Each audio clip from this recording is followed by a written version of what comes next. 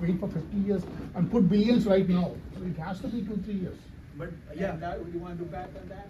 No, I'm not getting on that. I'm just saying that it will come to a stop, they'll deliver a product or they will not deliver a product. Well, But it cannot be deliver- 50 years, that's They why. they will deliver something. It doesn't work.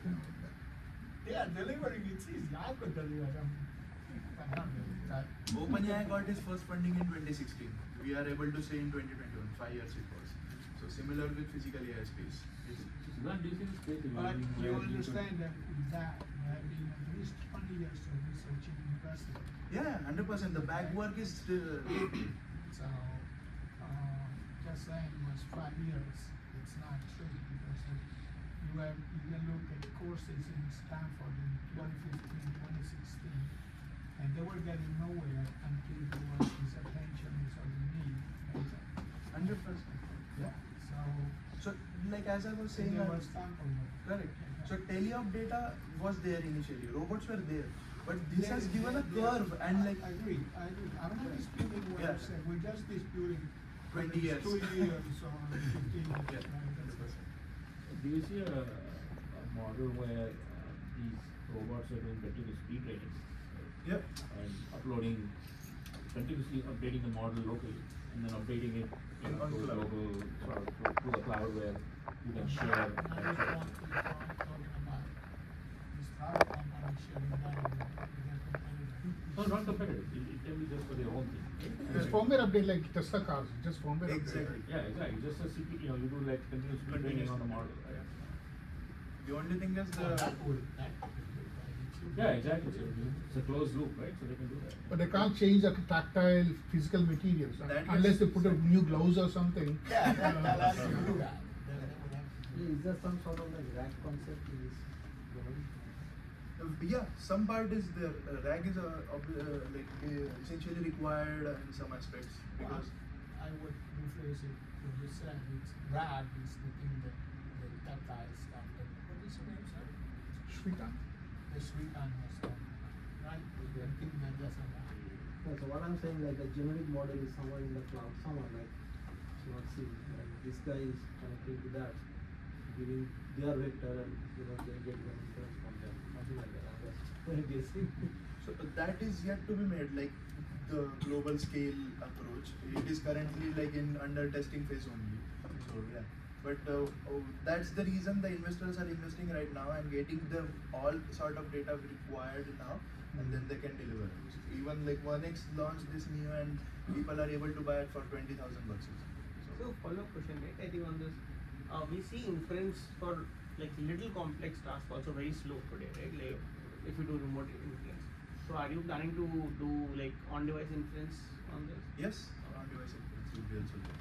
Because it is essentially needed, right? Like the model needs to be self-evolving at times and like learn and then update if the again some aspects are locally needed and some aspects are globally needed. So you put GPUs on the. Yes. So is there some scope of generating this data and get some money? Essentially, yeah. But it seems like you need more than on-device inference, right? It seems like there's a little bit of on-device training as well.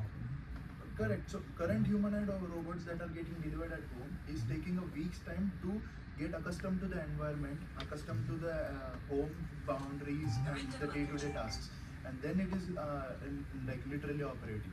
So those things are now there, but essentially with all sort of data, like 1 billion hours of data, LLM were also not able to deliver good amount of output in the first go, right? It got evolved eventually.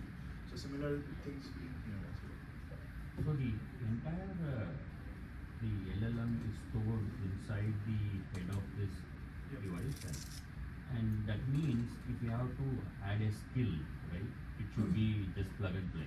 Correct. Right? If you have to get a new skill, you just add that skill into its part of its brain, Correct. and it should be fine, and you can remove the skill or add the skill. Essentially, like yeah, like Like Tesla the car, self, right? like yeah, It's like those kind of upgrading.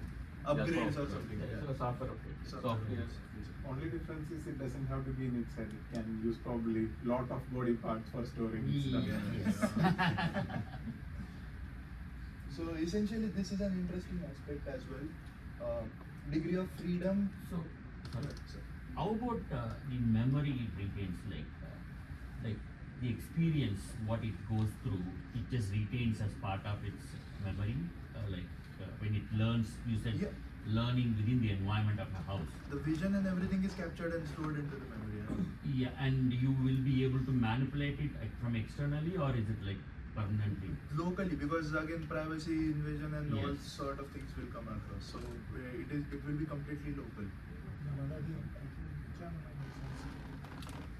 If I get a robot that has some basic stuff, then he needs to learn about my house, my habits, the type of clothes that I have, the type of machinery that I have in the house. Is that also, that's going to be stored locally or learned locally, or is it going to be sent somewhere? Stored locally, because that is very specific to your use case, right? But again, if that part is missing into his like prioritization will be different. So if you are using the silk cloths in your day-to-day activities, so the laundry mechanism should be differentiated. So if he doesn't had that, then he will get like store it locally first, and like some kind of permission granting will also be there, and then eventually it will be deployed globally. But like silk, yeah, on every device, right? To get stored onto every device instead of just locally storing. So can it be like an uplink where you store all the general terms in the uplink so that it can get it on a regular basis, fed into it without you trying to understand, like something changes in the world, right?